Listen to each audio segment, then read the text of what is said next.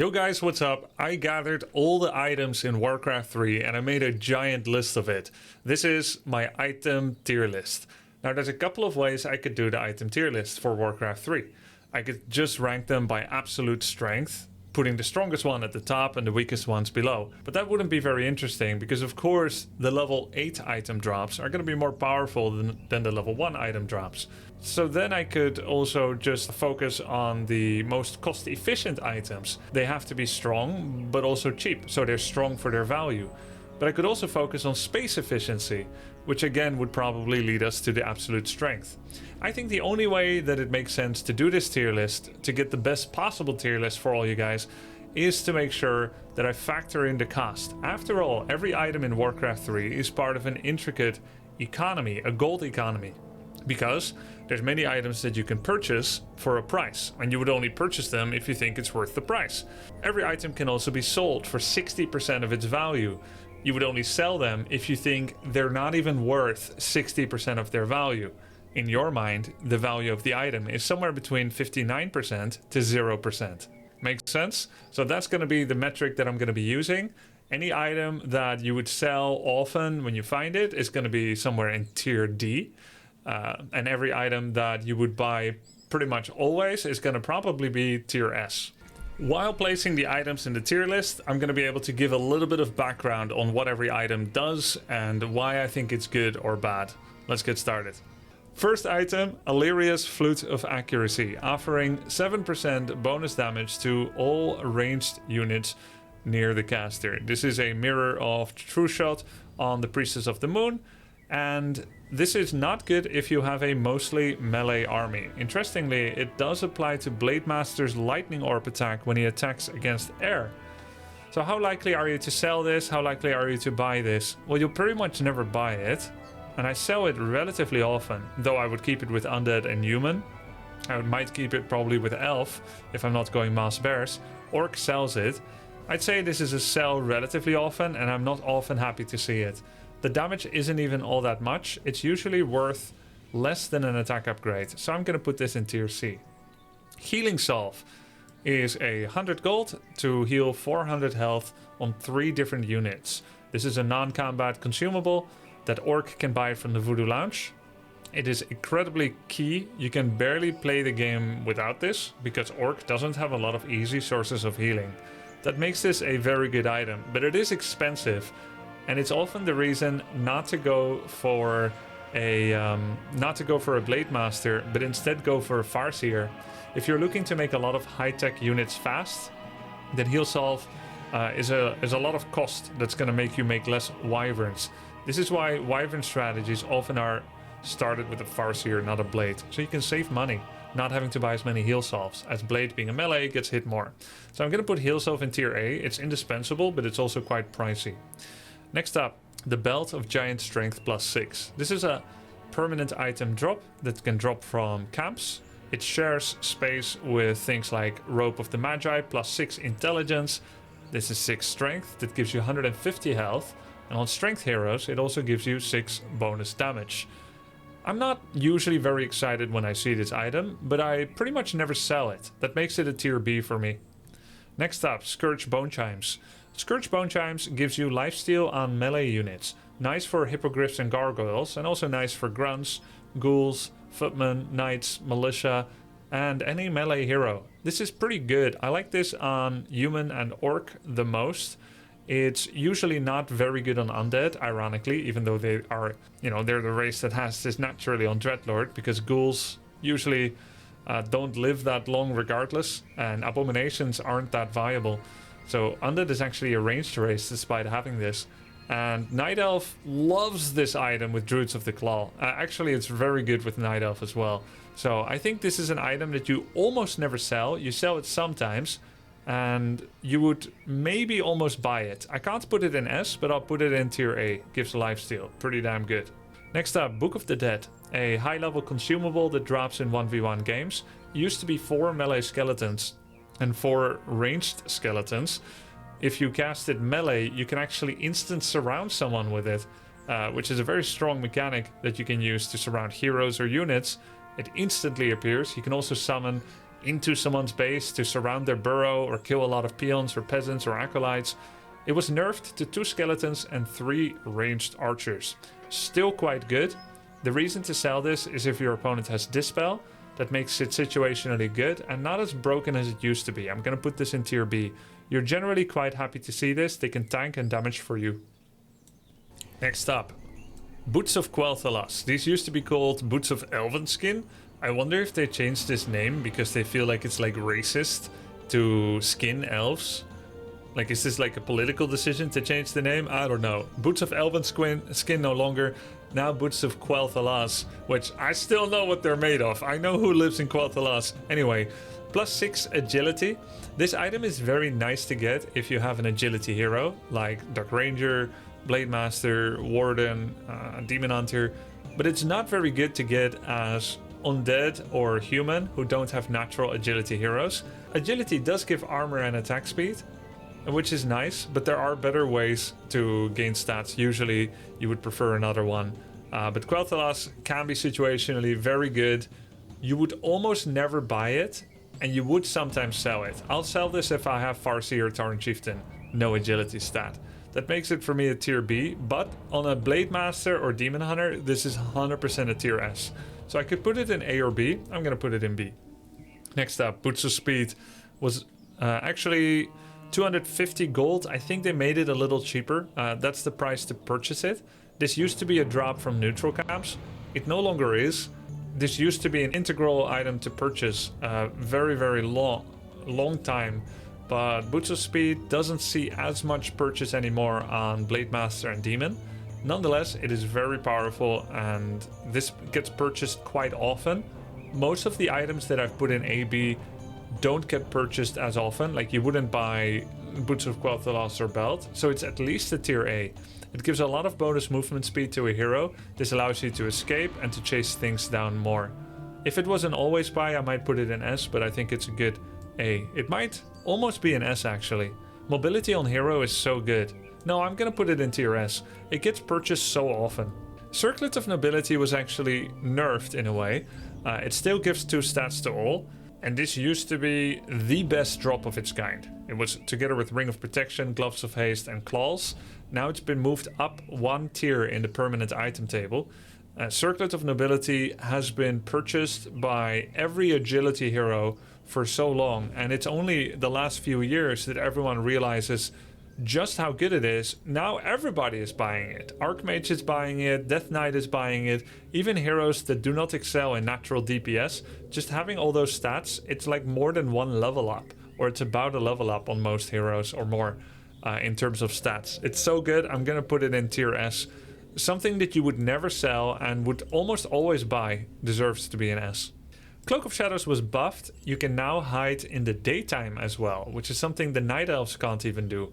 So instead of mimicking the Shadow Melt ability, Cloak of Shadows is now a low-level permanent item drop that can allow you to hide in plain sight in the day. That is actually quite good, and that has made this item much better than before. This used to be always sell. It's still a never buy, but I wonder if it's never buy because people lack imagination and creativity. I'm gonna put this in B. It is actually pretty good utility. Crystal Ball was nerfed from a permanent item on a long cooldown, something like a minute, to do 1 reveal on the map every now and then. In the past, you would find this, you would do 1 reveal and then sell it. That made it a tier C or D. You were very unhappy to find this compared to something like Boots of Quel'Thalas or Belt of Giant Strength. But nowadays it's a lower level consumable that can be used a couple of times, 3 times, to reveal an area on the map as a consumable, and it can be done in rapid succession. So there really isn't as much reason to sell it. It's not going to last that long. Anyway, you end up using the reveals pretty early. I think this is an okay item. You can check for expansions and tech. It's going to save you 50 to 150 gold. I still think it's a tier C at best, as oftentimes pro players will already be aware of what is going on in the game anyway. You wouldn't rely on this. Then there's the drums. Drums is basically True Shot aura, but it works on everything. It gives the command aura. Also been nerfed, used to be 10%, now it's like 7% damage to all units around, melee and ranged. That makes it a lot more applicable to everything, including every hero you have, every unit you have, With that, I think it's a tier A unless you already have Kodo Beasts. Then there's an overlap and this doesn't do anything. Kodos give a higher command aura than the drums. So I'm gonna make this tier A. Dust of Appearance is a quick consumable that applies an effect on enemy units that reveal them if they're invisible. This effect follows them around and is not located in a single area like Crystal Balls reveal. That makes it a very reliable tool to chase down people that are normally hidden, like Shadow Melt, Blade Master with Windwalk, etc. So Dust of Appearance is really quite useful. It is something you buy often. It's quite necessary and essential, and it's the times where you don't have it that you realize you should have had it, and you're gonna actually miss many unit kills. It only costs 75. For me, that's a tier S. Cloak and invisibility is an excellent evasion and survivability tool, and Dust nullifies it. A low-level permanent drop is the Gauntlet of Strength. It gives 3 strength, therefore 75 health. This is nice on any hero, even non-strength heroes. A little bit of extra survivability that is coupled with the health regeneration associated with its ratio, and also 3 bonus damage on strength heroes. For its cost, it is a pretty nice buff, and I would place it about the same as the Belt of Giant Strength. It is consistent with the value that it represents. Now, that's not to say it has the same strength as the belt. It's literally half the strength, right? But for its cost and for the time that you find it, this is a solid item that you're generally pretty happy with. Next, it is the Potion of Invulnerability, it's called. I call this Greater Invulnerability because the smaller one is called Lesser. But it really just is the Potion of Invulnerability. It can be sold for 200 gold. Well, more now, 240, because they changed the sell ratio from 50 to 60% of its original value, which is 400. This gives you 15 seconds of invulnerability on a hero. That is an insanely strong item that you would pretty much never sell. In fact, you buy its cousin, the Lesser Invulnerability, for 150 gold all the time. So why would you sell 200 gold 15 seconds and then buy one for 150 gold 7 seconds? This item is a tier S. You generally wouldn't purchase it because there is a diminishing return to longer invulnerability. You know what? Maybe it is an A. I think it's an S. You generally wouldn't purchase it because there's diminishing returns. It's the first second of invul that's worth more than every subsequent second of invul. But having it be longer still gives you a long period of being able to attack an opponent without getting attacked back at all. Next up, the Tiny Great Hole. This is a Voodoo Lounge specific item from the Orcish race that costs 600 gold and 185 lumber. It erects a Great Hole in merely 20 seconds, down from the original 150 seconds. And you compare that to the 13 Peasant Power Build Town Hall that takes 22 seconds and 680 extra gold. So if you were to do a 13 Peasant Town Hall power build, that would cost you about 1100 gold. If you don't use the cheat, well, the exploit that I showed in one of my YouTube shorts recently on Follow Grubby, the Tiny Great Hole is an insanely cost-efficient, fast way to expand. If you are at tier 3, you make back the money that you spend on it so fast that it's always better than a slow expansion. The only reason not to do it if you can't miss such a big chunk of gold immediately. But overall, it's an excellent item. You just have to buy it at the right time. Next up, Healing Ward. The Healing Ward is a triple charge consumable, high-level consumable that you can find that offers percentage-based healing in 3 different wards. This is an insane lifesaver item that you're always extremely happy to find. Everyone can make use of this. It often gets misused by being used in the middle of a fight, which allows an opponent to easily disable it by hitting it once. But if you use it after fights or during creeping, it is absolutely amazing. I rank this as a tier S item for sure. Health Stone is both a regeneration item over time as well as a consumable that gives 500 health. That's quite a powerful combination effect. It is a psychologically difficult item to find because you will always have the passive regen so long as you don't consume it. When you consume it, that part is gone. So now you have to make a decision. A health stone is easy to use, a health potion is easy to use, but this one you lose something forever. Nonetheless, that flexibility of using it one way and the other is incredibly powerful. I'm going to rank this in tier A. You can save your hero with it, and if it's not just burning a hole in your pocket when you're not using it, it's releasing goodness. The Wand of Illusion gives you copies on units or heroes that will look like the original to the opponent, but will take double damage. They can be used to body block, tank, and fool. This item is amazing for the creative players. You can sometimes send your Tauren Chieftain in or your Death Knight as an illusion and fool an opponent into them thinking that you're out of position. They blow all their spells on the hero and it was just an illusion. The longer you hold on to these and using them at the right time, the better they get. But they're also often used early game to scout where an opponent is. And that is the great flexibility that the Wand of Illusion has for you. One of the few players that consistently purchases this item in the late game is Happy. He will just make extra fiends or statues or maybe some copies on his heroes. It is very good at buffering auto attack moving enemy melee units, just absorbing a lot of damage. And if Happy does it, so should you. So, Wand of Illusion is something you might purchase and has an incredible utility in many different ways. That's a tier S item for me. Very underrated. The Talisman of Evasion gives a hero that wears it a percentage chance to evade incoming attacks, 15%.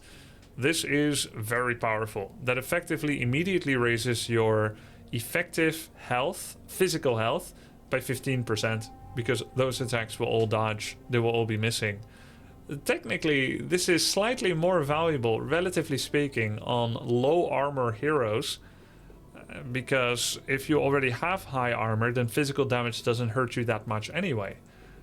And so evasion on a low armor hero is fantastic. So Talisman is going to be better on an Archmage and an Alchemist than it would be on a Blade Master and Demon. But then again, Blade Demon are always getting hit anyway, so it's a wonderful extra overlap. This item used to be sold sometimes, but it no longer is. People keep this. It's very good. You might not purchase it though, so I'm going to put it in tier A. The weakness about an item like Talisman is that you have no autonomy over using it, forcing the use of it against an opponent. They could simply choose not to attack this target and go for any other target. Staff of Preservation is a 150 gold item that is apparently a swan. Interesting. A Night Elf item from the Ancient of Wonders, 150 gold. It's a 30-second cooldown item that instantly teleports, and I say instant. It instantly allows a hero to teleport another hero, Zeppelin, unit, straight to the highest level tree of life, eternity, or ages that you have. And if you only have 2 trees of life, it will go to the last one built. Of course, you need Tree of Ages to purchase this, but maybe there's been a devolution, post-apocalypse situation going on. This item is insane. It synergizes very well with the existence of the Moonwells that allow someone to heal up that unit that just got teleported home. Combine this with Staff of Teleportation to bring the hero that got Staff of Preservation home right back into the fight after healing up. Very strong and key item. You always buy one of these, sometimes 2, sometimes 3, and that makes it a tier S item. Sobi Mask boosts the mana regeneration of a hero by 50%. So it's going to do more on heroes that have higher natural regeneration. That makes Sobi Mask slightly more effective on intelligence heroes than it is on agility or strength heroes, who have lower intelligence stat gain and therefore lower intelligence in general. Sobi Mask is good on everybody, however. You can even swap it over to the hero that has lower mana pool presently. So I think this is a very strong item. It is usually more mana regeneration than a aura might give. I think this is very good, and I'm gonna give it a tier A. Alright, let's go to the next item. Amulet of Spell Shield blocks 1 spell targeted at a hero carrying this on a certain cooldown. This item in the one-on-one map pool can really only be found on Twisted Meadows as far as I know, maybe some of the new maps, but most maps didn't even have an item of this high level. Amulet of Spell Shield would definitely be one of the ones that is higher value. This item can block Stormbolt, Coil, Nova, Hex, Chain Lightning if you happen to target that target. This gives a really high level of survivability. I like Amulet of Spell Shield a lot. You would probably never ever purchase this for its original cost. I think you would have to spend something like 700-800 gold to purchase it. That probably doesn't make it a tier S, but you're very happy when you find this, but then you're very happy with every item of this tier. So to place it alongside the other items that you could find here, I do think it's on the higher end, and you're very happy to find it. You're very likely not going to sell it. Situationally, if your opponent has no targeted spells, for instance, they are Archmage Paladin, then it's not going to be as good. I'm going to put this in tier A. Gives a really good survivability for your hero. Next up, Town Portal Scroll. You always buy this. Sometimes you sell this, but the selling of it is more of an advanced economy plan where you sell this and then you buy something else and then later you buy it again once you have more gold, as early gold is more valuable than late gold in general. So Town Portal Scroll is something you could buy so many of in one game. It instantly It instantly makes the hero the Town Portals invincible for a few seconds. So it is actually a form of Potion of Invulnerability for the main hero. And the other 23 units that are allowed to accompany you to a main base of your choosing will be teleported out several seconds from now. That is an insane mobility that greatly defines how Warcraft 3 is played. If you don't have a Town Portal, you need to be paranoid of base attacks, you could be extremely out of position. If you get caught in an unsavable situation, you just lose the game. There's nothing more strong than a Scroll of Town Portal. That's an easy tier S. Staff of Sanctuary is a human 250 gold item on a, I believe, 45 second cooldown. You can use it every 45 seconds to do the same thing that Staff of Preservation does, but the unit also gets magic immunity while immobilely healing up at the human castle, or whatever is the highest level town hall. That sounds even better than Staff of Preservation, but you are locked in that position. There are pros and cons to that. You're immune to magic damage, but you're not immune to getting dispelled. So it's an effect that can be removed. And the unit cannot immediately get back into battle, though it does get, quote-unquote, free healing. So in some ways it's better than the Staff of Preservation, but in many ways it's worse. It costs 100 gold more. The unit cannot be accessed until it finishes healing, unless you dispel it yourself with a priest with dispel. And it's on a longer cooldown as well. So I actually think it's worse than Staff of Preservation, as good as it is. And it is, if you do get to tier 3, you will usually buy one of these. Sometimes you buy 3 again, but I do think it's a little worse than Staff of Preservation. I'm going to put this in tier A. Next up, Heal Scroll. Heal Scroll is an instant cast point item, consumable that can be used once. It costs 250 gold and is purchasable from the Goblin Shop. And when you use it in a relatively small radius, but not tiny, around the caster, 150 health is instantly given to all units with missing health around the caster. This includes heroes, it includes biological units, but it does not include mechanicals. Heal Scroll is quite an essential item in many games, but it doesn't have cast efficiency yet if you're like 40 population total or less. 40 population being the combination of your workers, heroes, and units. Basically your pop count in the top right of the game. So there is such a thing as buying too many or too soon. You can also use them poorly.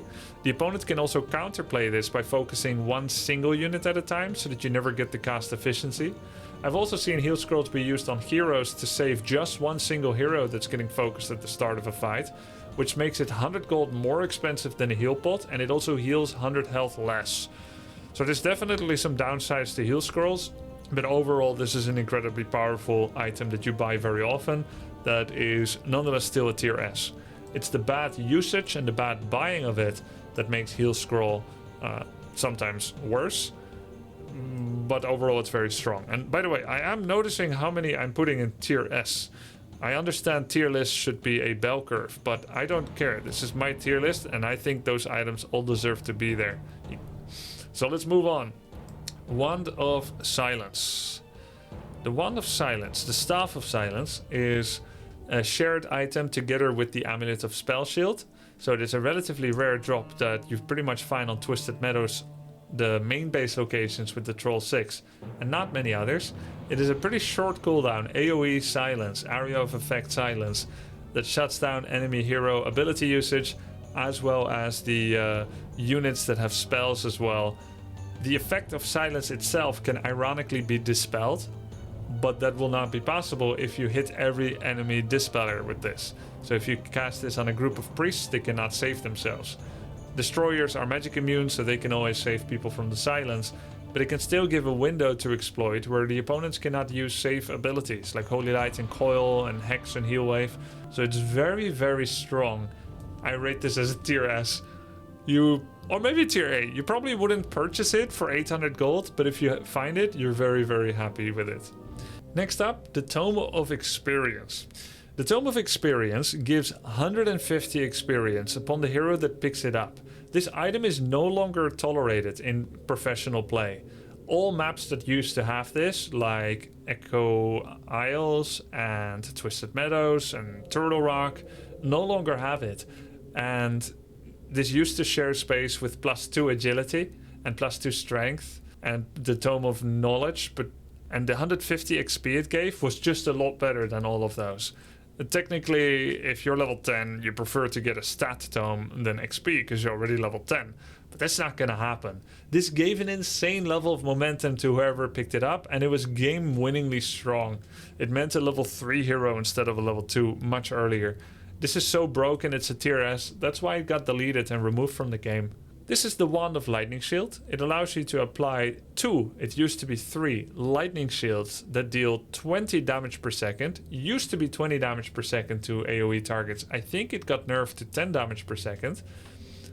So it's actually half as good as the lightning shield from Shaman. This used to be an instant win condition for anyone against human. If you found this item on Nullwood, you would go to the human base, you would place a couple of units within militia and peasants, cast lightning shield, and you win the game. This was so stupidly broken. It got nerfed by giving it fewer charges, it got nerfed by giving it less damage, and it is still removed from the drop table in many tournament games. Northern Isles does not have this as a legal drop anymore. Lightning shield wasn't nearly as good against Night Elf, but it's still pretty good to put grunts with archers while putting a lightning shield on your grunt. It's good against Footman. You could put it on Demon Hunter against grunts. This item was so good it got deleted. It's tier S, but it's gone. Staff of Teleportation is a 150 gold item you can buy from the Goblin Merchant. The Staff of Teleportation gives a long cooldown for a hero to teleport across the map to any unit or building they own. This is a very strong item, giving great level of mobility, and it greatly defines many matchups. This item is often purchased, sometimes sold. Sometimes people buy it, teleport across the map, and then sell it. You buy it for 150, sell it for 90, so you spend 60 to travel across the map in 5 seconds. Even that is very good. The selling part is usually because you're focusing on the long term, on the short term advantage rather than the long term. Otherwise you might keep it because of how good it is. Staff of Teleportation is a tier A item, I would say. Maybe it's S. I can't put everything in S. It's a tier A. Next, Wand of Cyclone. The Wand of Cyclone allows you to fly enemy units and or heroes. It is actually S, I think. But anyway, I'm gonna leave it there.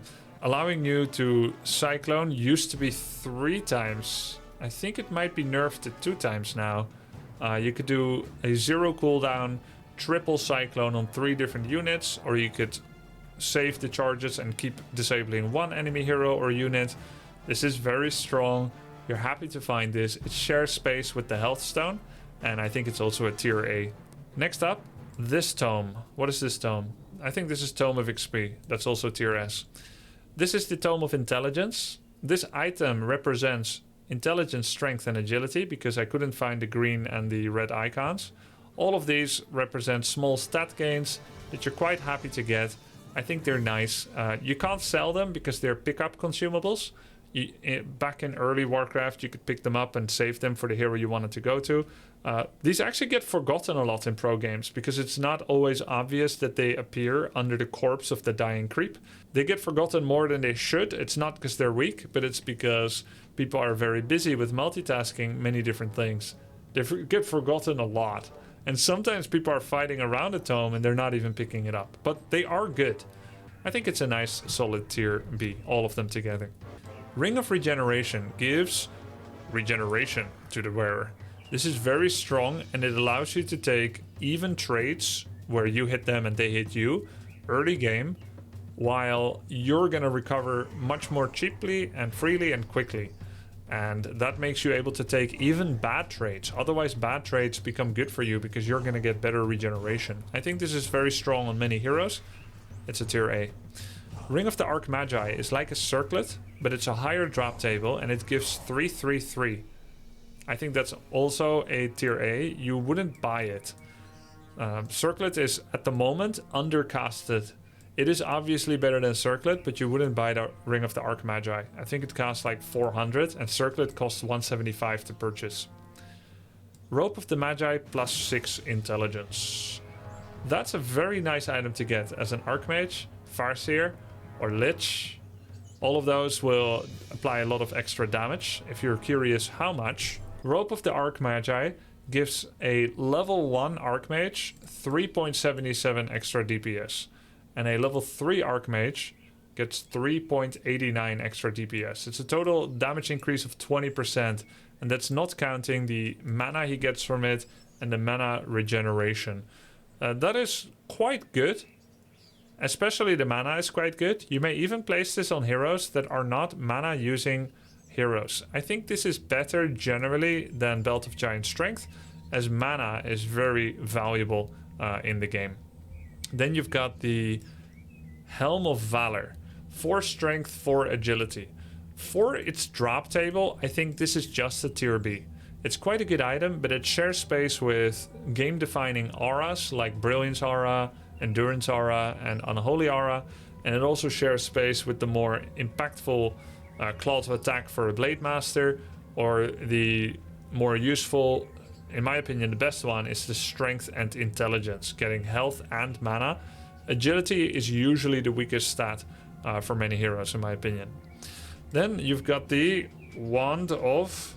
What is this? Is this Wand of Mana Steel? I think this is Wand of Mana Steel. I don't recognize it. Did they use the Reforged icon? Yes, Wand of Mana Steel. You can steal 50 mana twice from an enemy. So you get 100 mana. It is on a cooldown, but if you share it with another hero, then it's not on a cooldown. So it only has personal cooldown. This is very, very powerful. In the past, this item was often sold, and it makes no sense. In the past, you would buy a mana pot for 200 gold and get 150 mana. So it's plus 150 for 200 gold. The Wand of Mana Steel costs 400 to buy. And you could sell it for 200, and people would sell a Mana Steel and then purchase a mana pot for the same price. But Mana Steel takes 100 and gives 100. So the advantage of your mana to the opponent's mana is 200. The mana pot is only 150. That makes it better than mana pot. Probably not twice as good though. So the sale is somewhat understandable, but it's still a bad idea to sell it in this way. Also, you are getting less mana in total than mana pot. So if you believe in your own power and you want a lot of mana, mana pot might feel better. But stealing from an enemy is very valuable because you're changing their plans. You're messing with what they could otherwise be doing. It's not always better than mana pot though. And while both the Wand of Mana Steel's item values to sell has changed, and the mana pot's actual value has changed to be 100 mana for 150 gold, and which changed the balance of things a bit, I think Mana Steel is one of the most underrated items, but it is not unequivocally better than a mana pot because it comes in 50 mana charges, and it's not as good if your opponent has a lot of mana and won't feel the loss anyway. So I think this is a tier B item. Then you've got the Manual of Health, very similar to the Tome of Intelligence, Agility and Strength, but it will never offer mana or attack speed or damage. It is more health than 1 strength, and in that sense it can be better than the Tome of Strength. But I think actually this one is a little lower as it doesn't help you creep faster, doesn't get you more spells, etc. Tier C mana. Apparently this is the icon for Tome of Greater Experience. I'm not sure I've ever seen it or played with it. That's also a tier S, of course. Next up, there's this speed scroll. Speed scroll is used to be it used to be 50 gold, and it gives something like maximum movement speed to all heroes and units around the caster for 10 seconds. It's now 70 gold, which is more expensive by 40% than what it used to be. A very deserved nerf, I guess, but it is still insane. The acronym for speed scroll is SS, and that's actually the tier it should belong to, a tier above tier S. This is often as good as Town Portal, but is about 1/5 of the cost. Of course, you don't teleport all the way home, but sometimes that's preferable. You can also use it mid-combat to reposition, or as an engage to basically get really good position fast. You can use it to surround. It's actually so insane. It is dispellable, but yeah, it's that good. Scroll of Restoration could only be found on Nullwood as far as the one-on-one map pool goes. It gives both health and mana, which makes it an Insanio style item. This was the item you're often looking for. It's game-winningly good, tier S. Slippers of Agility is very good on Blade. It gives a lot of bonus damage. It's the best on Blade, Warden, and Demon Hunter, the melee agility heroes. But it's also not horrible on ranged heroes like Archmage and Farseer to put some extra damage out. However, I can't put it higher than tier B, as there are many heroes that are relatively uninterested in this. You prefer the Mantle of Intelligence or the Gauntlet. Maybe it's even a tier C for most. And this tier list is a tier list of averages. We're not talking about the peak performance of every item, but average. A tier list can never cover every specific situation. Scroll of Regeneration is a 100 gold consumable purchase from the human shop to give 225 bonus health over a period of like 45 seconds.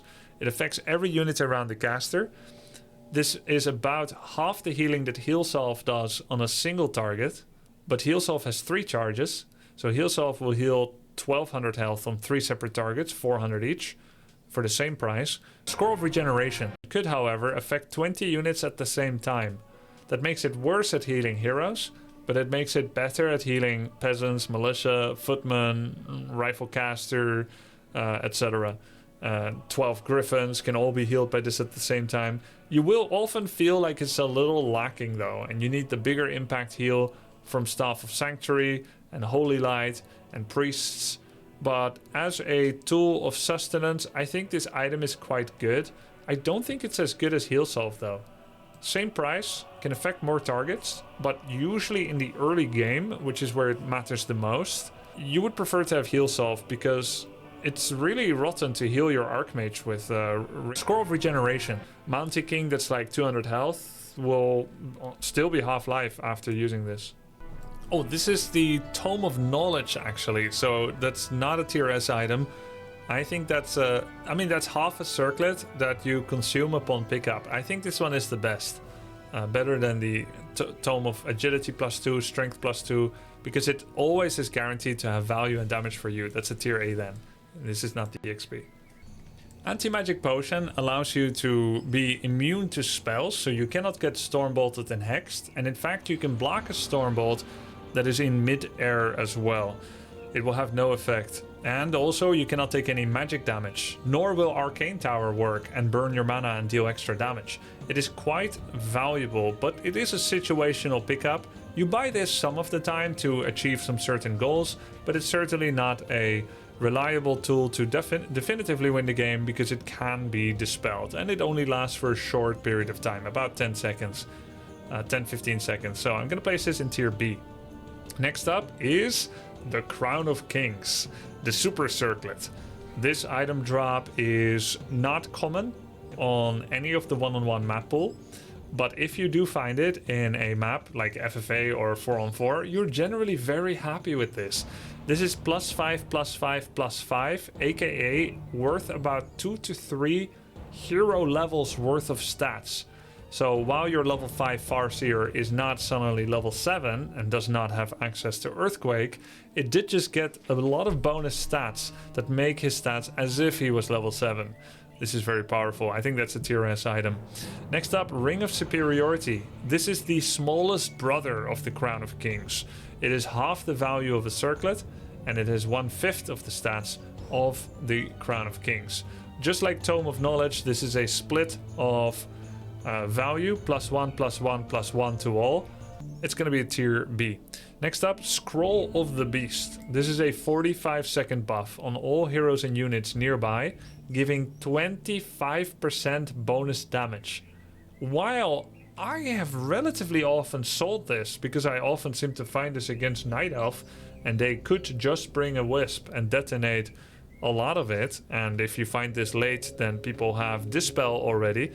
So this is sold relatively often, but if you find it early and you use it with a strategy that is dedicated to make a lot of units early, this can be game-winningly strong. At 45 seconds, it lasts a little bit too long to just kite it and wait it out.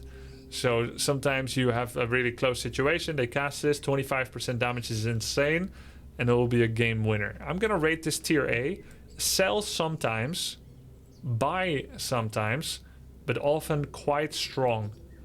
Next up, the Tome of Retraining. This was actually buffed.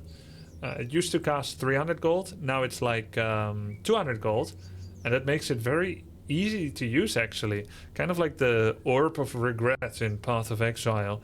This allows you to reset all abilities that are not currently on cooldown, and to wipe them and to unlearn them, and then you can pick new skills. So if you just summon a water elemental and you use it, you can't unlearn that water elemental and learn Blizzard.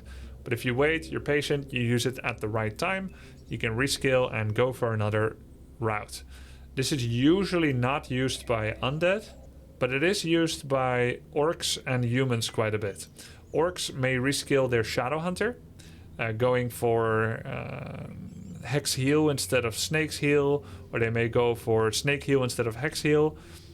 And also Orc like to use it on Tauren Chieftain to swap from War Stomp to Shockwave, or vice versa, from Shockwave to War Stomp.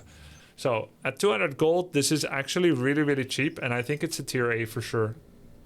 Next up, Ring of Protection +2, 3, 4, 5, 6. There's a lot of these. I think there's even a 7. Ring of Protection. 1 armor in Warcraft 3 gives 6% physical effective health. It doesn't do anything against spells, that's why I say physical effective health, or in other words, PEHP. And this Ring of Protection +4 now shares space with Claws of Attack and Gloves of Haste. That's pretty damn good. Where to place this? An Alchemist level 1 comes out with 1 armor. Ring of Protection +4 then comes in and makes him have 5 armor. That is pretty insane. +4 means 24% effective health. That's actually better than Talisman of Evasion, which is only 15%. And Talisman of Evasion is a higher tier. That's very, very good. It is very boring to get, and it's not even as exciting as Evasion, but in a way it's better than the Evasion. It sells for less, which means you would sooner sell Evasion than this. I almost feel like Ring of Protection should be tier S, but in fact I feel like Evasion might be ranked too highly and could go to B. But let's not start changing previous items or we'll never be done. Ring of Protection's greatest downside is that it does not accelerate your creeping. It does not amplify your damage. But in what it does, very powerful. This is called, I know this, the Hood of Cunning. 4 agility and 4 intelligence. Pretty damn good. The best hero to use this is Shadow Hunter.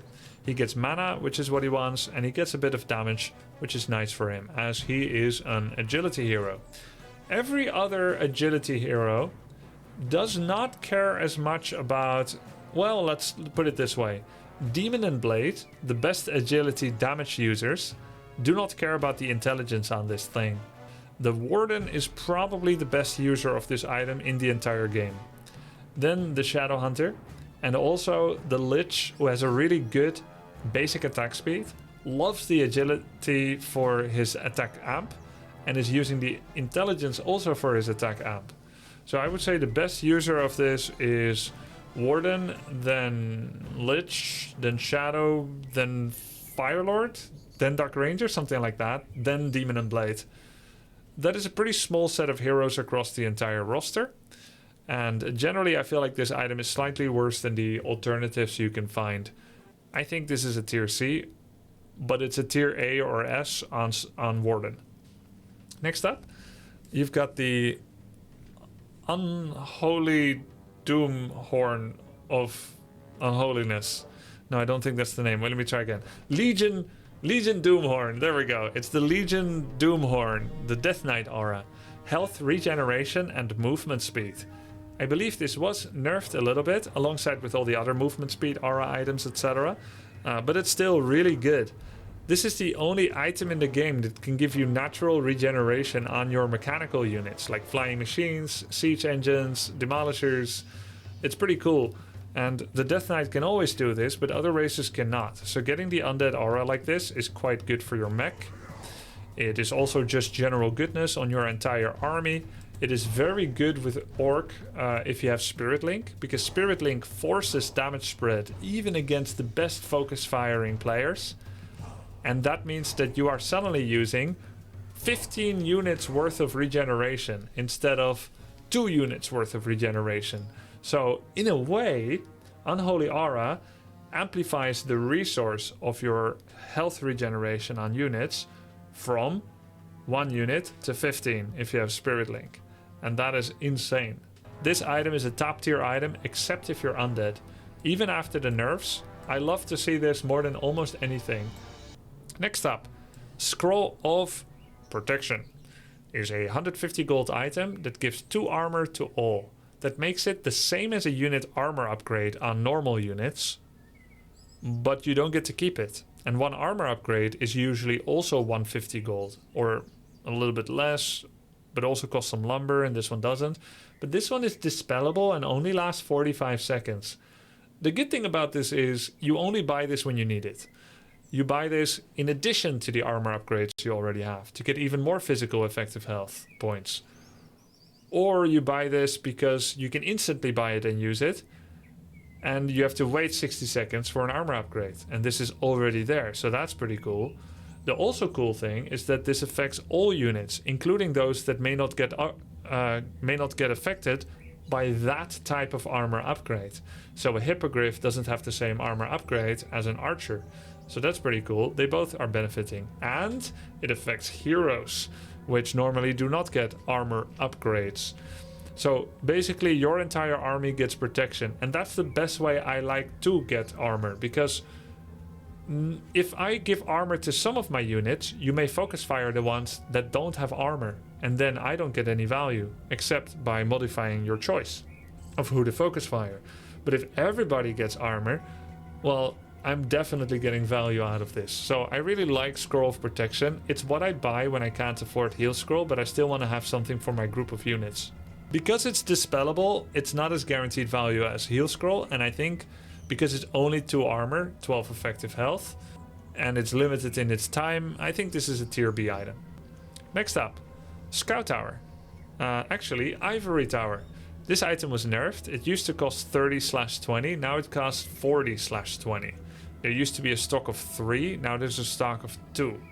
This was a big part of the human tower rush that they often did against Night Elves and Orcs between 2005 and 2010. It's still pretty useful, but I see far fewer of these than before. At 40 gold, it's now more expensive than just building a scout tower.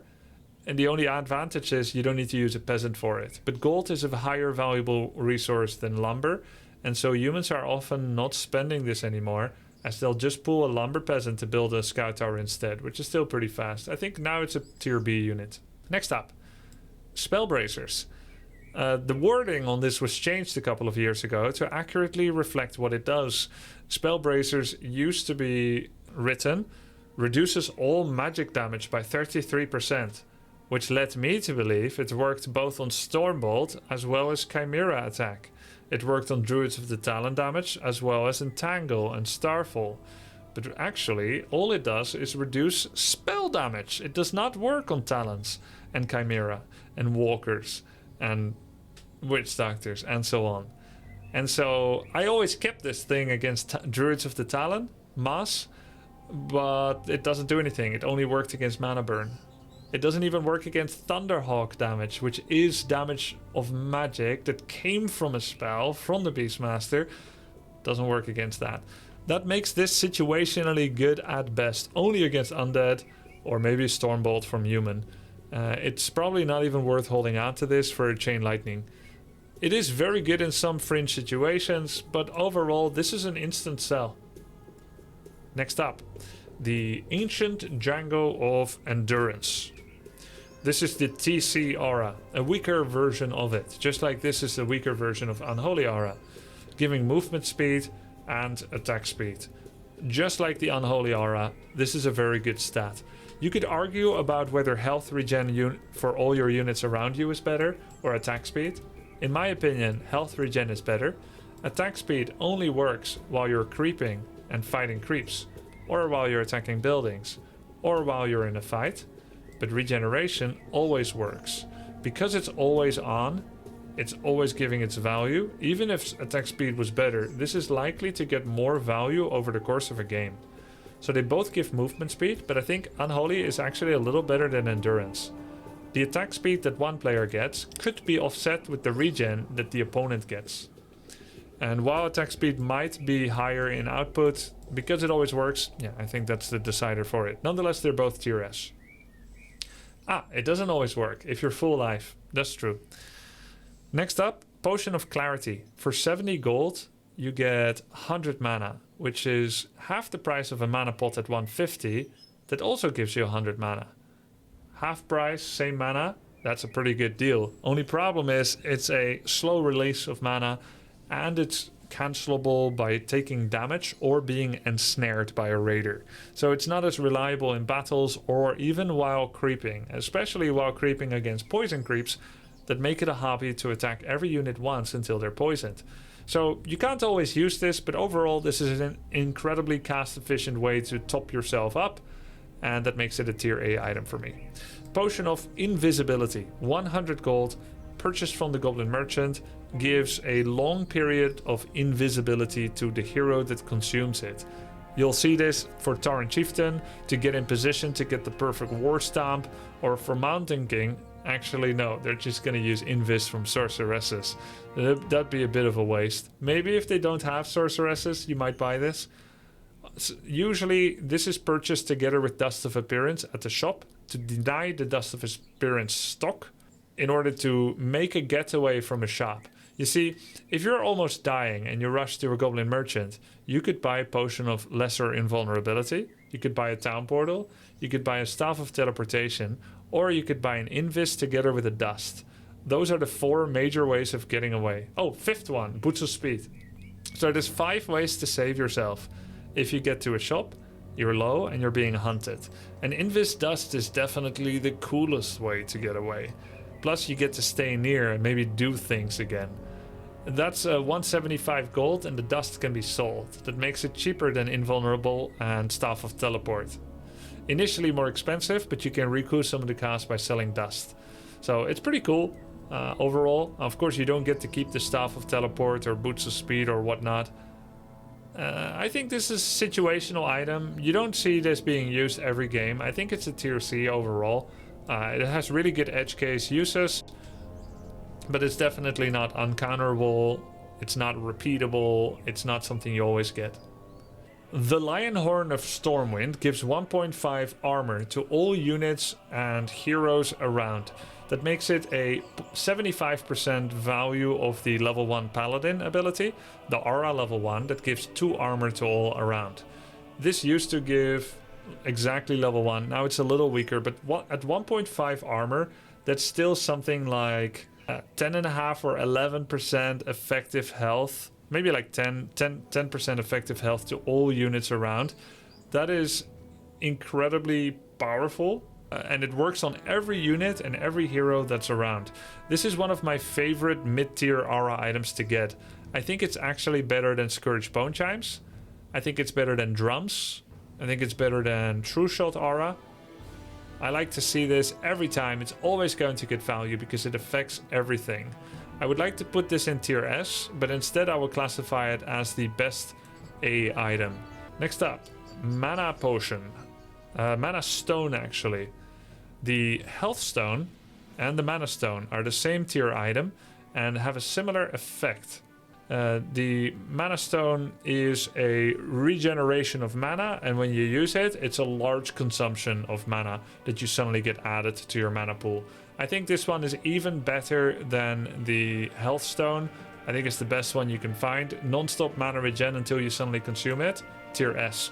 All mana items in this game are very, very good. Many of them were rebalanced to be worse because it was underestimated how valuable they are.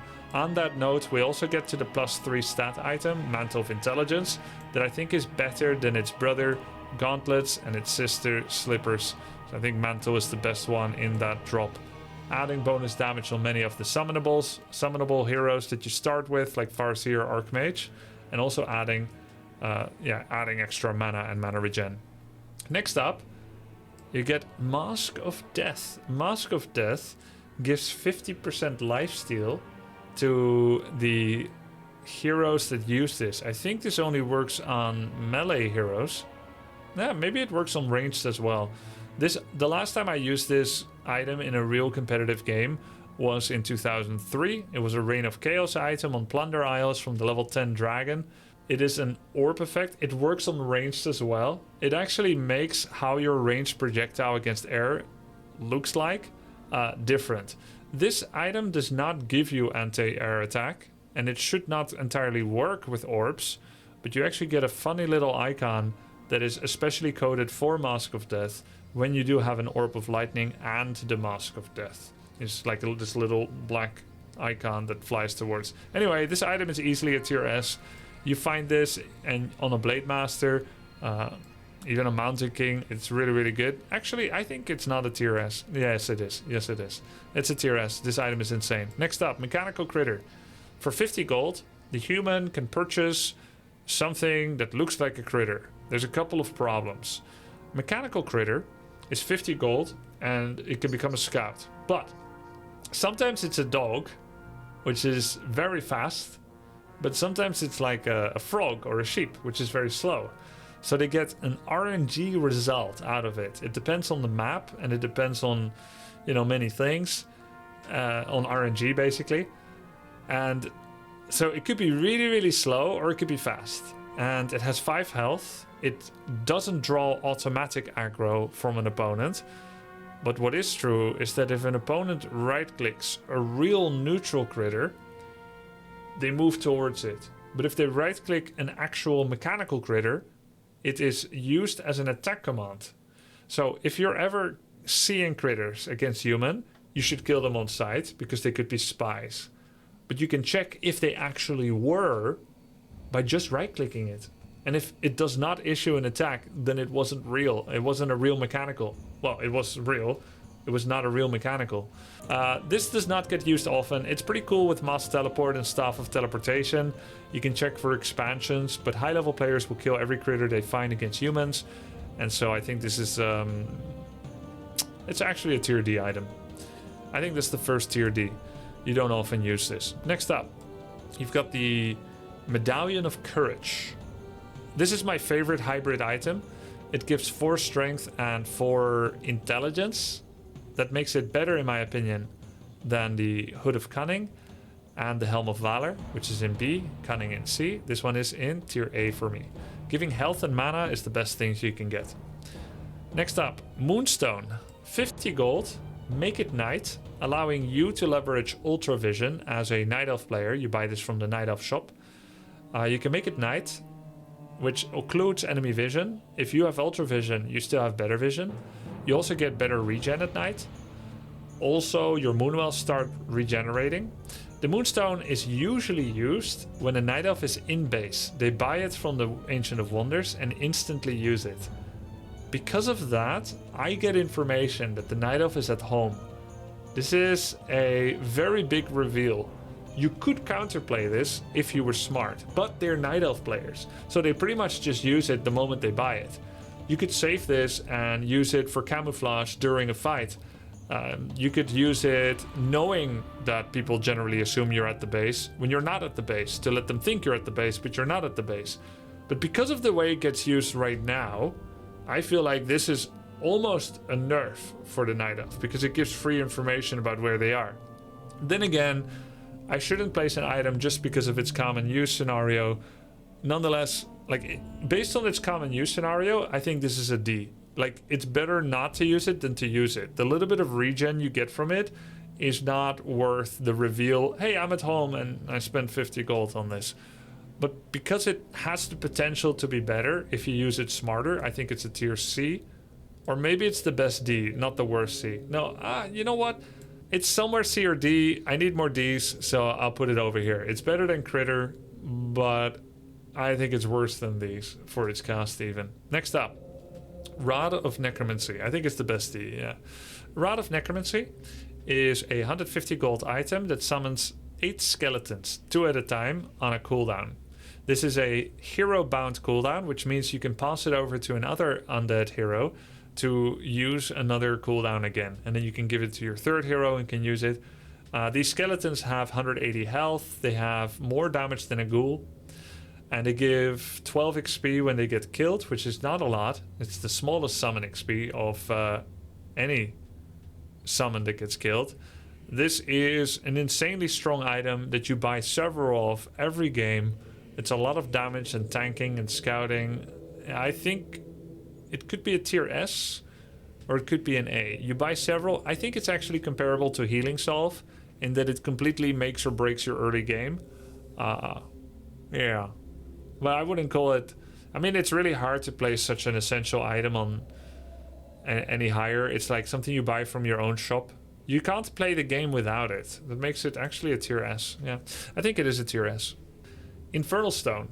Note, this is not the heroic ability, the ultimate from the Dreadlord. It is actually the item, the Inferno Stone. This only drops on maps that are not in the common 1-on-1 tournament map pool.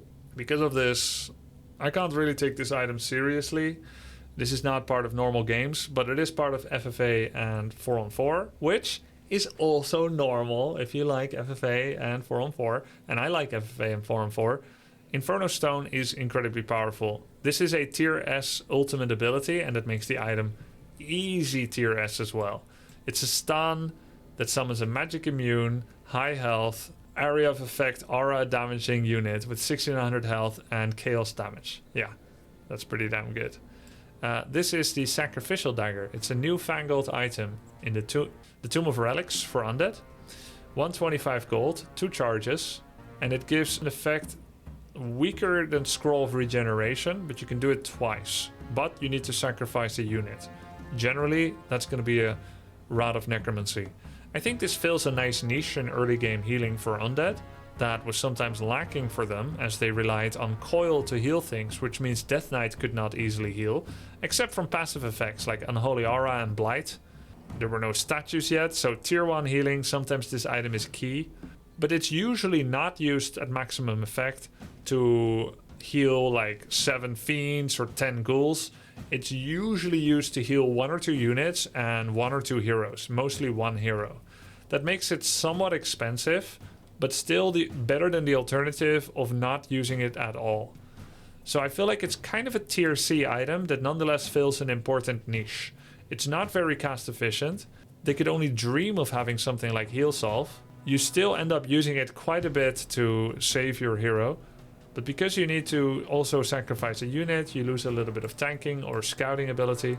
I know Happy uses it a lot, and of course he will use anything that he thinks is valuable, but I can't say that it's a tier B for its raw value. Next up, the Orb of Corruption. A 375 gold item from tier 3 Undead Tomb of Relics that debuffs enemy armor. It used to be -5, now it's -4. Despite the nerf, this is an insane damage amp. Think of it like this. 4 armor is the same as -4 armor, and what it is 24% effective health modifying. So you're getting a damage amp of 24% on everything you do. That makes, as long as you focus the same target, that makes it as good as 3.5 True Shot aura. It's as good as 3.5 Command aura. At half the cost of it, because at the same cost. True Shot is 400 gold. This is almost 400, but it does 3 times extra damage amp, 3.5 times extra. That's very powerful. And it offers another 5 damage on the main hero. And it turns melee heroes being able to attack air as well, like the Death Knight in the, you know, the Death Knight Lich Alchemist situation against Moss Wyverns. You may put this on the Death Knight so that every hero can attack air. This is the top 2 orbs. I'm not going to say it's the best because I think it shares space with another, but from the racial orbs that you can purchase, this is undisputed top 2, and it's either second best or best. Next up, the Orb of Darkness, sharing space with Amulet of Spell Shield, and therefore should be graded in comparison to Amulet of Spell Shield and Staff of Silence. This is the worst orb you can find, the worst item you can find on Twisted Meadows Troll level 6 creeping location. While the effect isn't that bad, offering anti-air to melee, offering skeleton creation to last hit units on the ground that are not magic immune, and it offers 5 damage to the wearer, that is so much worse creating some dark minions than having a Staff of Area of Effect Silence on a cooldown, blocking spells, or getting 300 mana from the Pendant of Energy, or 300 health from Khadgar's Gem of Health. Those are all better than the 5 damage and the 1 or 2 or 3 skeletons that you get from this, which also give XP to opponents that have Dispel. And you cannot turn it off.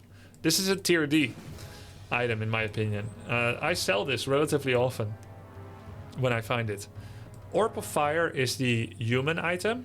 This used to offer splash damage alongside with the 5 damage or the 7 damage that it offered, except the splash damage was in such a small radius that you pretty much never splashed it on anyone.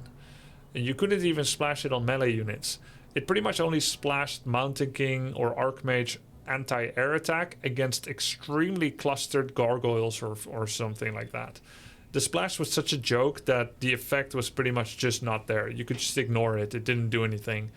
But it got reworked to now be a 35%, I believe, healing debuff that lingers on an enemy that will make healing less effective. So Holy Light, Heal Wave, Heal Scroll, Moonwell Healing, Death Coil are all less effective. And it's the last mentioned one, Death Coil, that it's mostly being used against. Do people rush to buy Orb of Fire against Shadow with Heal Wave? Not that much. Do they rush it in Human Mirror to counter Paladin? Again, not that common. But against Undead, this is quite a key item. After fast expanding, after getting tier 3, getting a Staff of Sanctuary and an Orb of Fire is quite common and represents basically extra damage. Preventing enemy healing is the same as dealing damage, and that makes it very good. You can maybe focus fire and kill the Lich, where otherwise you would not be able to, or a Fiend. And so Orb of Fire is nice, but I still think despite that, it's the worst or the second worst. It depends on the situation. And when we speak about a general situation, if you consider all matchups, I think Orb of Fire is regardless still the worst. And that makes it a tier B, which is still not bad. Like, you'll still buy this with relative regularity. And it's also the cheapest orb. Next up, Orb of Frost. I think Orb of Frost, I mean, this is not purchasable from racial shops. It is an item that does not drop in any normal one-on-one map of the competitive tournament pool. I don't even see this item a lot in 4-on-4 and FFA. But this item is strong. It is like a strong version of Dryad Slow Poison, slowing enemy attack and movement speed on every single auto attack you do. Yeah, I've wondered sometimes whether Orb of Frost is better than Orb of Corruption, or better than Orb of... Well, I'm not going to mention it yet. We're getting to it soon. It's right here. But it's very strong. I think it costs more, like it'll sell for more than an Orb of Corruption, which makes sense. It is a higher tier item in the classification of item levels. If you find an Orb of Frost, you're very happy. Next up, Orb of Lightning. 375 gold. Same cost as the Orb of Corruption. Giving a, and I have to check notes here. Orb of Lightning offers a 30% chance to do a purge, down from 35% as of 6 years ago. For 375 gold, it also offers 5 bonus damage and turn a melee hero unit, a melee hero, into having ranged attacks. Because of the unreliability of the attack, it is a little worse. Every other orb definitely has an effect, but this one only procs 30% of the time. When you need it most, it may not proc, or it may even proc and block yourself. Orb of Lightning, you see, applies a full total dispel on the enemy unit, and that means that it has anti-synergy with Shadowhunter's Hex. Oftentimes you're hexing someone to lock them down, only for your blade to go in, do an Orb of Lightning attack, and then remove the hex instantly, giving the opponent the escape that they so desperately craved. Again, you cannot turn this effect off, just like Orb of Darkness. If you could turn it off, that might even be better. You could hit a hotkey, turn it off, keep the hex up, and then turn it on again when the hex is over. So it's an orb that's unreliable in its effect, 30% chance. It really only has a high proc chance on Blade Master, as he has the attack speed required to make it a reliable tool. It is expensive at 375 gold. It only locks down, but doesn't actually have a high damage effect itself, so it requires follow-up, unlike, for example, the Orb of Venom. And most of Orc heroes have very slow attack speed. The Farseer, Shadow, and TC all have slow attack speed, and none of them are good enough to justify spending this almost ever. You'll sometimes see this on Shadow, but he really doesn't have very good attack speed either. The Blade is the ultimate carrier of this item, but it's usually expensive, and Blade needs to buy much survivability as well. Alongside with the other downsides, it's the only reason that this orb falls out of tier S, because the actual effect that you get from it, removing enemy frost armor, locking enemy destroyers in midair without needing an ensnare, those are all really good. You can also remove inner fire. If you have dust, you can remove invisibility. Of course, you see people with invis, but it also cleanses it for the future when dust runs out. This is a tier A item. Because of its downsides and its cost, it can be really good, but ultimately unreliable sometimes when you need it most. Then there's an Orb of Venom. The Orb of Venom is initially 5 damage, but it deals poison damage. This item was actually nerfed quite a bit, I would argue deservedly so. I once had an account back in 2005 that was called 88 damage. You know, this is before we were doing data mining. I never used the world editor. I just hit something and I checked how much damage does it do. And I tried to roughly see, okay, how much is it doing? I thought it does 88 damage, so I made an account called 88 damage. This was a propaganda account to let people know how much this thing is doing. Other orbs offer 5 damage, and Orb of Venom on a single hit do 88 damage plus the 5 baseline. And it was indeed nerfed, maybe my account helped. It went from 10 seconds of poison to 8, and then in 2008, and then by 2011, when StarCraft was out, from 8 seconds to 6. The poison damage in 2004 went from 9 per second to 7 per second. So I guess I made that account really early 2004. 9 damage per second for 10 seconds. That's 90. So it's even 2 more than my account name was. And so now it does 7 per second for 6. If I'm reading this correctly. Which is still 42 damage. Plus the 5 baseline. Which means this is now incorrect. So that's still 47 damage. If you hit one target and then switch target. Wait, it went... Oh, increased to 9 per second. Oh my god. Oh, so it was 90 until 2008. 90 damage. Oh my god. There you go.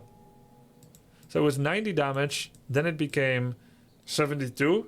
And so now it does 6 times 9, which is 54. Plus 5 is 59. Okay, so this is accurate. If you switch target every time, Orb of Venom adds 59 damage to a target.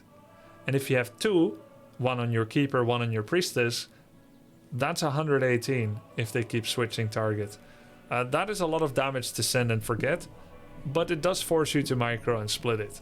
Orb of Venom is a huge damage amplifier that makes it a top 2 purchasable orb together with Orb of Corruption.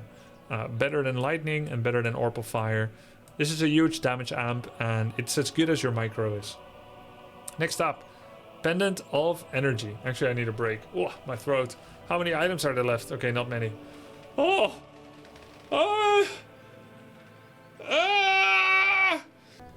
If my editor keeps that part in the video, I'm gonna be looking for a new one.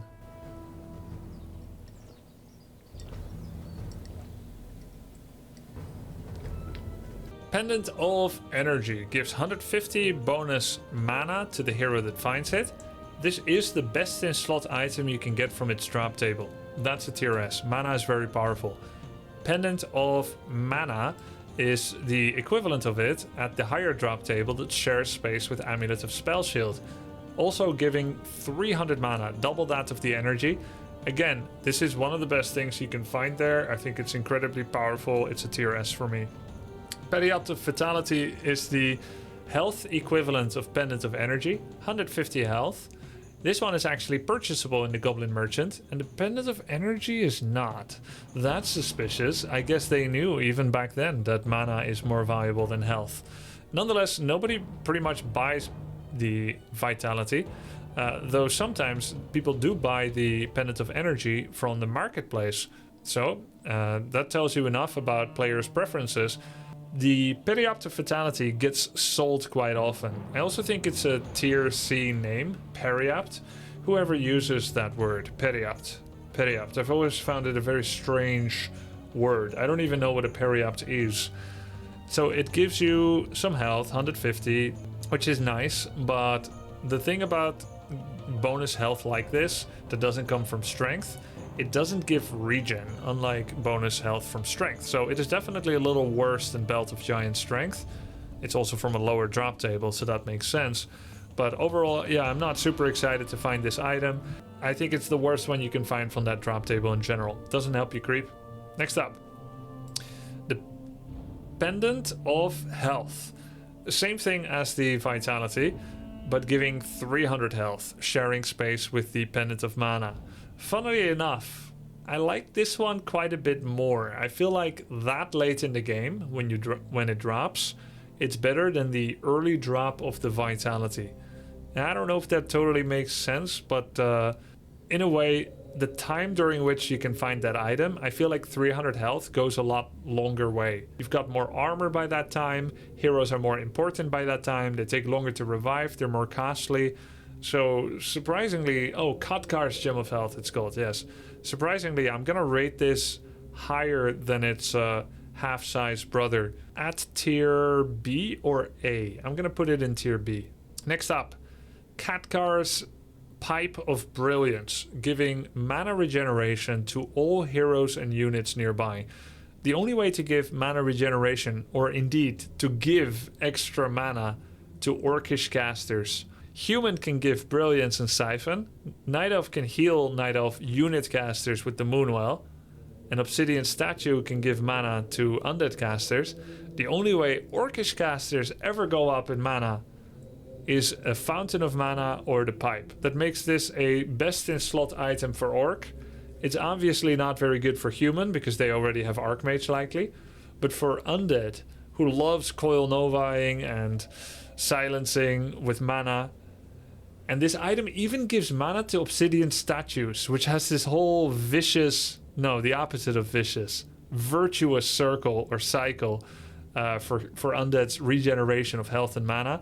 This item is so sick on Undead, it's so sick on Orc, and it's really quite good on Night Elf as well, helping Druids of the Claw to have more mana, but I think it's best on Orc and on Undead.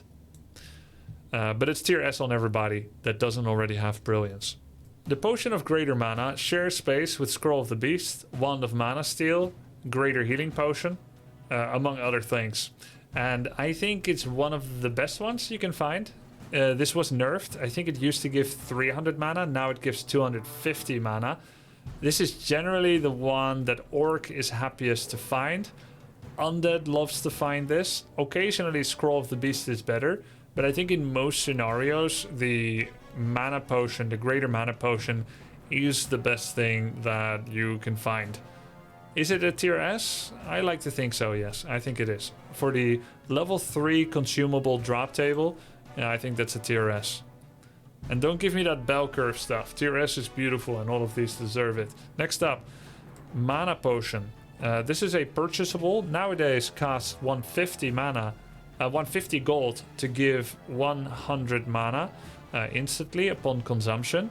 While the ratio of mana that you get for gold has gone down from the 200 gold, 150 mana that it used to be. You used to get 0.75 mana per gold. Now you only get 0.66 mana per gold. It has become oddly accessible compared to before. So the value is less, but it's easier to get to the tipping point of being able to afford it. It was probably an S before, and now it's an A. So I'm going to put it in tier A. Greater Healing Potion. Worse than Greater Mana Pot, but very good. It's a full heal on some lower health, high agility heroes. This is very strong. It shares space with Scroll of the Beast. It is weaker than Scroll of the Beast, though, I must say. I'm going to put this one in tier B. Healing Pot. More useful to save a hero than Healing Scroll for sure. 250 healing for 150 gold. But it's only on a single target. You can buy these to save your hero in a pinch. I think this is a proper staple item. Also tier B. Then you've got the Potion of Divinity.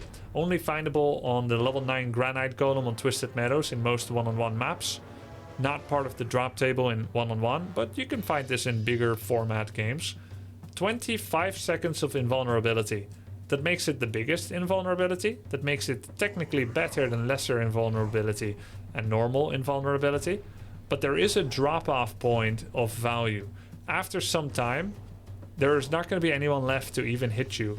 So I think this is actually worse than the invulnerability for 15 seconds. And it's not usually going to be the item that you are happiest finding from such a camp. I'm going to put this in tier B. This is the Potion of Restoration. Also a high level consumable drop that gives both health and mana. I think it's 500/250. At 500/250, you're getting a lot of what you need to keep fighting. And that is a very powerful thing to get. This shares space with with Scroll of Restoration, I believe, and Divinity. I do think it's better than Divinity. I'm gonna put this in tier A. Then there's the Potion of Replenishment, a small consumable drop table item that shares space with Lightning Shield, Wand of Illusion, the Crystal Ball, and Sentry Wards, the Sentry Ward item drop. I think this item is unexciting but useful and quite strong. It's better than Crystal Ball. It's worse than Wand of Illusion. It can be better than Sentry, but it can be worse. And Lightning Shield has been removed from the drop table. I think because it gives both health and mana, I'm going to put it in A. Next up, the Stone Token. Not in normal one-on-one maps, but it summons a magic immune unit that has a melee attack, decent health, and has a short cooldown mini Stormbolt. Does about the same damage, I think, 100 damage.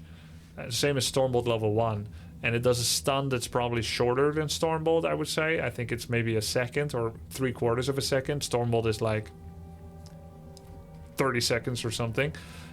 So I think the Stone Token is a very powerful drop that you can find on maps that still have it.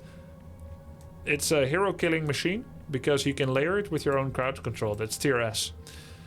This icon, I actually had to look it up. It is a bunch of different pickup consumables, which includes Rune of Lesser Healing, Rune of Mana, Rune of Rebirth, Rune of the Watcher. Rune of the Watcher is super broken. It's invincible and true sight. Rune of Rebirth gives you a creep. Like, it just straight up gives you a creep, like a level 4, 5, or 6 creep. Rune of Mana gives mana to your entire army, 125. It's insane. Rune of Lesser Healing, 125 health. Notably worse.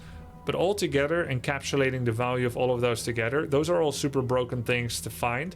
Suddenly having like a creep or like a Furbolg tracker or something, or mana for everyone. This is definitely a tier S. Sacrificial Skull is the 50 gold equivalent to Speed Scroll, Moonstone, and Mechanical Critter. Of course, Speed Scroll is now ahead of the pack with 70 gold in its cast, but this is the undead equivalent from the Tomb of Relics. You will create a small blighted ground as an instant cast upon using this. Used to be hidden behind the prerequisite of a graveyard in addition to the Tomb of Relics from which you purchased it.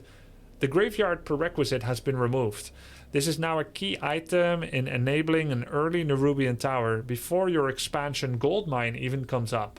That makes it pretty darn useful. We've also seen Happy, the number 2 player in the world right now, occasionally use Sacrificial Skull to add bonus regeneration. All undead units get 2 health regeneration per second while standing over blighted ground. So if the undead doesn't have the luxury of playing defense on their own blight, but they're in offense or in neutral terrain, this will cover a small portion of the battlefield where bonus regen will be received. This could be worth hundreds of points of health during an average battle, and that makes it quite good at 50 gold. However, the battle can be kited and moving away from the area, and that makes it slightly less reliable than it could be. Along with the utility of building a ziggurat at your expansion before the gold mine comes up, I think this is a solid tier B item. Next up, Staff of Mastery. This used to have 3 charges, you know. Now it only has 1 charge. Instantly assume control of a neutral unit or your enemy's unit. This was so much fun on Plunder Isles. You would triple Watchtower creep the level 10 dragon with a level 1 blade. You would get level 4 or something crazy like that. Walk to the undead base and instantly steal 3 abominations and win the game. You could steal the game with this. Now it's only a single charge, but it's still very powerful. Except it's not in any one-on-one map anymore. But it's a strong item. Instantly steal a Frostworm or a Griffin. I think it's probably... well, I think it's still a tier S item. Cloak of Flames is an item that shares space with Unholy Aura item, Endurance Aura item, Brilliance Aura item, as well as Helm of Valor. No, Crown of... what's this yellow item called again? Oh my god, my brain is so fried. The Medallion of Courage as well.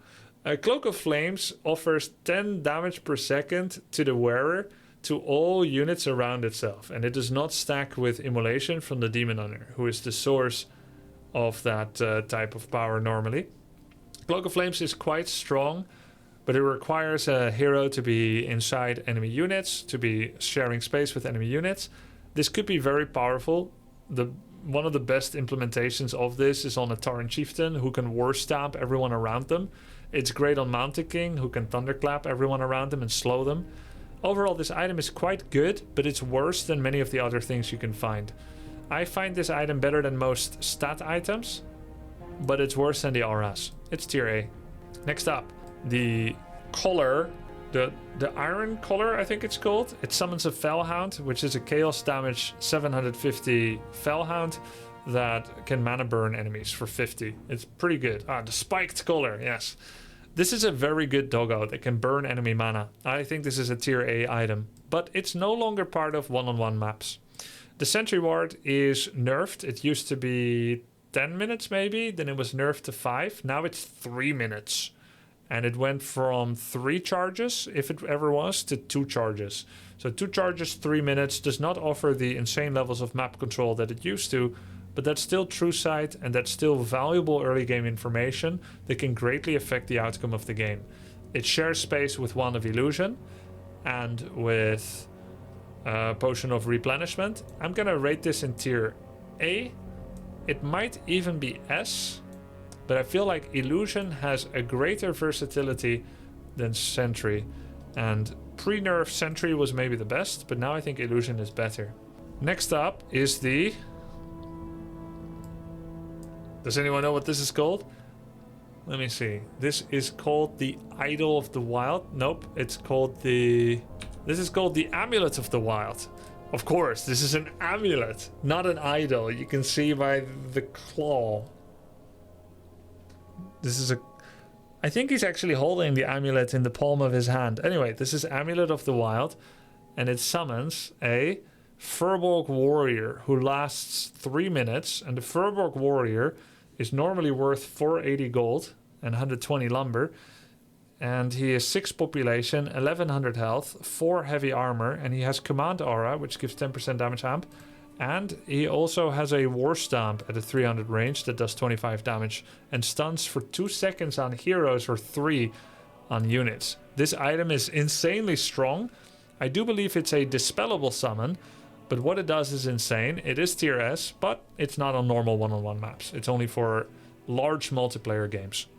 This is the necklace of immunity. I don't remember ever seeing this, but it grants the wearer complete immunity from spells. Forever.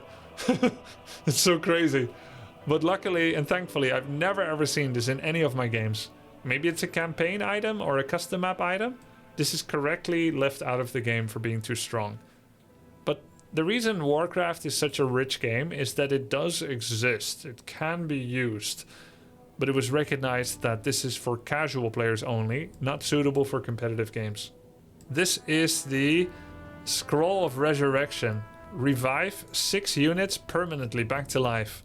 Incredibly powerful. Again, it's a meme item that does not exist in normal competitive games, but very strong if you were to have it.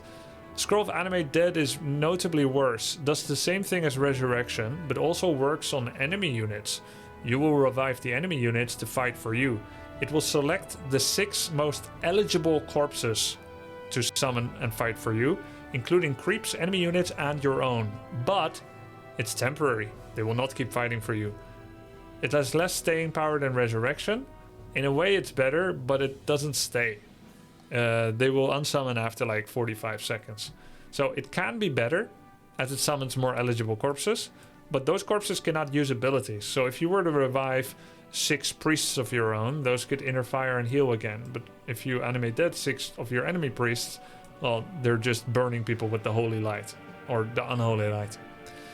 Next up, Kaelin's Dagger of Escape. Instantly blink and reposition any hero that carries this on a pretty short cooldown. I recently had the pleasure of using this on my Tauren Chieftain. It is beyond unbelievably broken. Take a state of belief, then wander over the line to disbelief, then wander past that. Be in no man's land that is not even definable, then go past that, and that's where Kaelin's Dagger of Escape is. You couldn't even imagine it.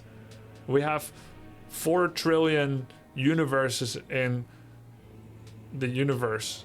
We have 4 trillion solar systems in the universe. And even that is easier to imagine than how broken this is. Alright, next.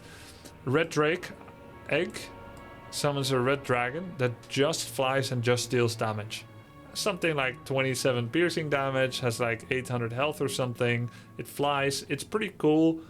But it actually isn't that high in stats. This item is no longer on Twisted Meadows or any competitive one-on-one map, and it was okay when you got it. There were some better options. I liked the 3 Furbolgs and the Stone Token better personally among its drop table.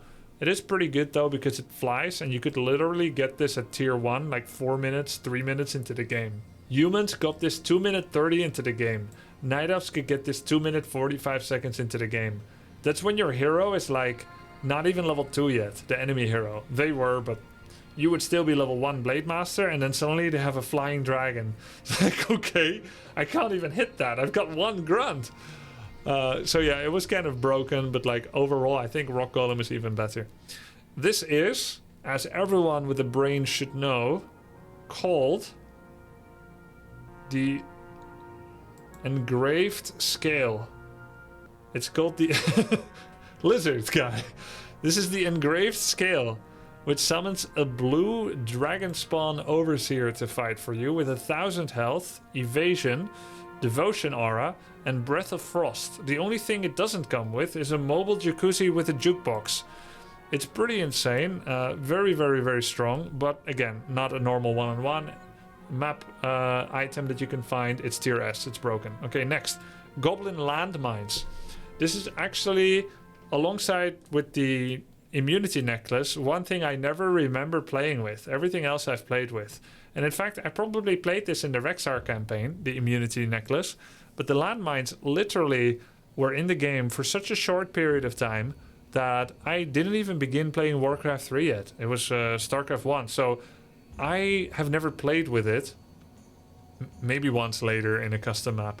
But basically, what I heard this does, you could go to Lost Temple, creep the level 4 troll, get landmines, walk to the enemy base, place it in their worker line. It would trigger and explode on enemy workers. You could put all 3 at the same time in the same place. They did bonus damage or a lot of damage to buildings. and it would instantly blow up your enemy's town hall because it blew up on the peasants that were walking there. 3 mines. You could win the game after like 3.5 minutes. You creep the troll, walk there, they are not paying attention because everyone was noob in 2002 and 2003. Place 3 mines, win the game. Why did they remove it? I don't know. That sounds fun. I mean, this is tier S. All right, next up, you've got the Doom Stone, the Doom Summoning Stone, the demonic. I knew this. It's the demonic figurine. The demonic figurine summons a Doom Guard summoned for you.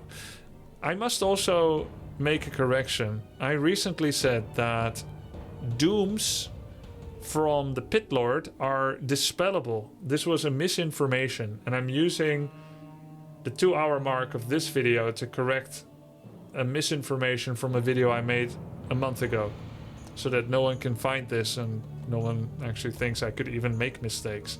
Yes, someone corrected me. Dooms from Pit Lord cannot be dispelled, but demonic figurine Doom can be dispelled. That makes this one weaker, but it nonetheless still gives you Cripple, Dispel Magic, War Stab, Rain of Fire, and Resistance Skin. And it's a 1600 health chaos damage dealing summon. So that's still pretty damn good, but because it can be dispelled, it's tier A in my opinion. Again, this is not a normal one-on-one serious item. Next up, you've got the Blue Drake, which is better than the Red Drake because it's blue. It actually has a frost attack. That makes it significantly better than Red Drake. Then you've got the Idol of the Wild, which summons a Furbolg Tracker, which has Fairy Fire. Pretty cool. Fairy Fire does a -4 armor buff and reveals an enemy. Nice item. I don't know its drop table equivalent, so I'm just going to put it in tier A. Again, not a normal competitive drop. Then you've got the Frost Revenant. I need to check what this guy does. It's insane. Frost Revenant, I'm pretty sure is tier A. It's called the Ice Shard. Summons an Ice Revenant. 1100 health, 4 armor. Has Vampiric Aura. 20% lifesteal to all. Frost Nova, which is slightly worse than the Lich Frost Nova, but has the same slow debuff for the same mana. Slightly less main damage. I think it's 150 for Lich, and this one's just 100. But that's pretty insane, man. The Ice Revenant. I'd love to find this. It's very good. Again, not on normal one-on-one maps, but very good on meme maps. Then you've got the Egg. What is this egg called? I need to look this up. So this one summons 3 melee Furbolgs. I think they have like 700 health. No special abilities. Something like 20 damage. You used to be able to summon 3 of these.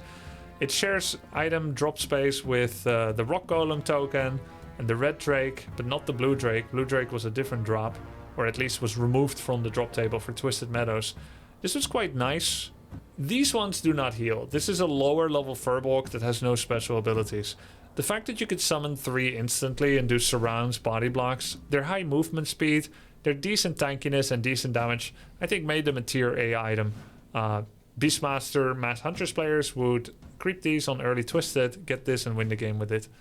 We have 3 items left. There's the Scepter of Avarice, which is a level 6 item drop that shares space with Amulet of Spell Shield and Staff of Silence. This one instantly turns one of the enemy units into gold, so you can kill a Frostworm or a Destroyer with a single click of this item. Then it is consumed and lost, the item, and you will get 80 or 75% of the gold that unit costed, and it goes to your bank, so you get like 200-300 gold. So it's an instant kill on any unit of choice, and then you get some gold for it. That's pretty damn good. I don't know if that would make it better than Staff of Silence. I think maybe it does. But anyway, it's not on the list. I'm going to put it in tier A, high tier A. Staff of Avarice. Avarice being a fancy word for greed. This is... it's a very good item, but it's deemed to be too OP to be in normal one-on-one maps. Then finally, there's the Claws of Attack plus 4, 5, 6, 8, 9, 12, 15. Those are all the variants of bonus damage Claws of Attack has gotten. I think Claws of Attack plus 6, that used to be the shared item with Ring of Protection plus 2. But Claws got 2 nerfs and a buff. 6 became 4, and then 4 became 5. That's where it's at now, at 5. Ring of Protection +2 got 2 buffs. It went from 2 to 3 to 4. I actually think Ring of Protection +4 is much better than Claws of Attack +5. However, Claws of Attack is more fun. And also Claws of Attack accelerates your creeping and building killing. When a Claws of Attack +5 is hitting a Ring of Protection +4, Ring does more protection than Claws does damage amp, percent based. So in a sense, Ring of Protection +4 is better, but because Claws makes you creep faster as any hero that finds it, that's pretty nice. And because we're nearly at the end of the list, I want to reward the nerds among you guys to look at some stats that can help you put in perspective how good Claws of Attack +5 is. So let's go to this. This is a level 2 permanent drop, and this is the percentage of bonus damage that a hero gets when the hero is level 1. So at level 1, an alchemist gets 12% bonus damage from Claws +5 because he has low attack speed. And at level 1, the greatest recipient of it is a Keeper of the Grove who gets 21.7% bonus damage. Perhaps more interestingly is the DPS increase that they get. The DPS increase is the highest on Demon Hunter. Because of his large attack speed, a level 1 Demon Hunter will get 4.18 bonus DPS. So he has the highest total amount of extra damage. Then there's the Blade without critical strike. Then there's actually Blood Mage. Then Firelord, then Dreadlord. So a Claws of Attack does represent 15 to 20% bonus damage. If you compare that to Gloves of Haste, the Gloves of Haste at best does 3 DPS, which is less than the 418 that a Claws does. In terms of the percentage damage increased, even though Gloves of Haste promises 15% attack speed, you would think that means 15% bonus damage. It doesn't actually give that because it is an additive shared bonus on a lower base amount of hidden attack speed. Hope that makes sense to you. So at best, Gloves of Haste on an alchemist gives 12.5% bonus damage. At worst, it gives 10.4% on a Blade Master. So generally, even the worst Claws of Attack carrier gets more damage from Claws than almost the best Gloves of Haste carrier. And that makes Claws better than Gloves. It's also better for single stray attacks. So no matter what, Claws is better than Gloves. And I think Ring of Protection +4 is sometimes better than it. But the reason I like Claws as much as Ring is because it helps you creep faster, kill buildings faster, and that's situations where Ring doesn't do anything. It also helps you to crowd control and burst non-armored targets fast, right? And that's pretty good. Gloves of Haste is worse than Ring and Claws.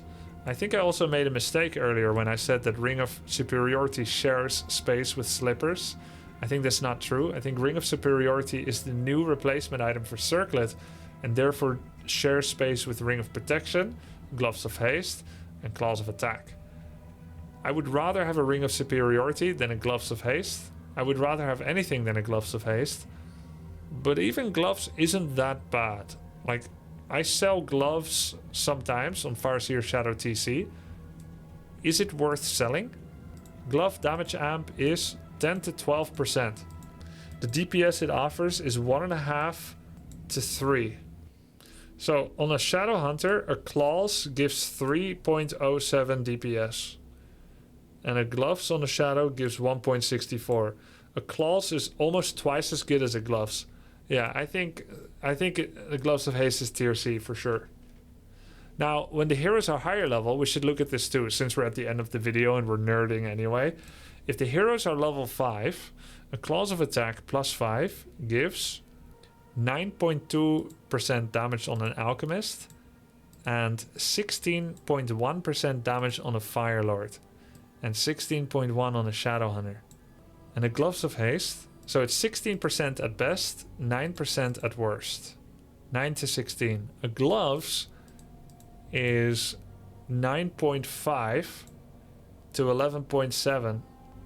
Oh, you would think Gloves starts getting better, but it is still sharing attack speed buff on a lower base amount together with agility, which has also been gaining. So the percentage damage increase of Gloves is actually still worse. Like, no matter what scaling, Gloves remains worse than Claws. Now, in terms of the DPS, Gloves gives 2 to 3.5 DPS, whereas Claws gives 2.5 to 4.5. So Claws is always better than Gloves. And this is why Blizzard is considering buffing 15% attack speed Gloves to 17.5 or even 2. Now, the one thing Gloves does do, it does more than just damage. Gloves of Haste also gives you bash procs, critical strike procs, and anything else? Lightning Orb procs, Orb of Venom procs, Orb of Corruption procs, Naga Frost Arrow, etc. Right? So Gloves does have some applications, but overall in standard situation, Claws is quite a bit better. And there you have it. There is my tier list for items. I hope besides getting some value comparisons between similar drop table items, you also learned a little bit about some of the wonderful items we have in Warcraft 3, and that you can make a little bit of a better choice what you might sell next time and what you might even purchase next time, and which ones are worth holding on to. I hope you enjoyed this video, and if I can bring one more item to your attention, it would be the item of subbing to this channel so that you know when next the video goes live. Fewer than 10% of people make it this far to the end of a video, so if you're that much of a fan of the content, I hope you'll hit that sub button. See you next time. Bye bye. Thank you. Just like the Ankh of Reincarnation brings a hero back to life, so will I bring this video back to life, because it turns out I forgot the Ankh of Reincarnation and the Potion of Lesser Invulnerability. This item is a tier S item. You purchase this for 150 gold and you can make a hero invincible for 7 seconds. It's purchasable at the Goblin Merchant, and this is an auto inclusion for many players in every matchup. It's a very, very common item to save your hero and to also remove buffs and debuffs in particular, and to get complete impunity to act however you like without, without getting body blocked or something like that. So Potion of Lesser Invulnerability, very useful. You buy this every game. Ankh of Reincarnation shares space with Book of the Dead. What I don't like about this is that it is passive, in that it doesn't do anything until your opponent kills your hero. You could kill your own hero in theory to force use of it, but I generally prefer proactive and beneficial items that help you win the fight, rather than something that's just a backup save item. Nonetheless, you can play more aggressively with heroes that have an Ankh of Reincarnation, and sometimes your opponent still needs to chew through the available save resources if killing your hero is an important part of their strat. I think this is a tier B at most. Sometimes I might even sell the Ankh of Reincarnation, because I prefer to have more effect the first 10 seconds of a fight than the final 10 seconds of a fight, which is where Ankh of Reincarnation is most likely going to be used. I think it's a tier B at best, and it should feel very, very lucky that I don't place it any lower. Alright, that's it. See ya!